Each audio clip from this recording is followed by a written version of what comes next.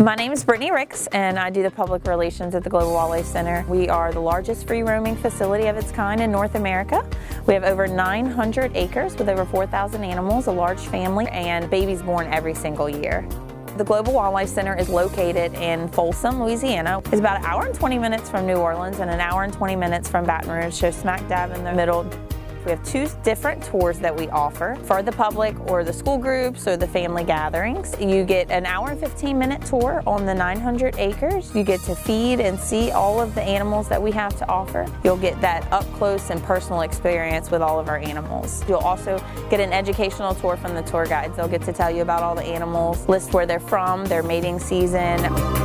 If you're looking for a more up-close and personal experience with just maybe you and your family or significant other, we do offer the private experience. It's a 1-hour tour. We give you the behind-the-scenes tour. You'll get to see things you won't get to see on the wagons.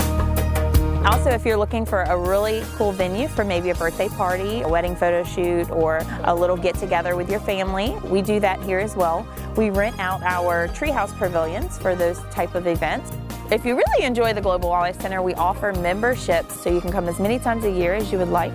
Global Wildlife started back in 1991. A man from Houma basically had his dream and he made it happen. He opened it as a nonprofit. Tickets, gift shop purchases, feed to feed the animals goes right back into the center to help care for all of our animals. You contribute to conservation in a way that where we may be able to prevent extinction.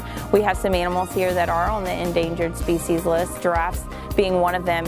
So the Global Wildlife Center started a project, the Adopt a Tree program. We are working to replenish some of the trees that we lost during Katrina, but also just to build up the trees, give our animals more shade.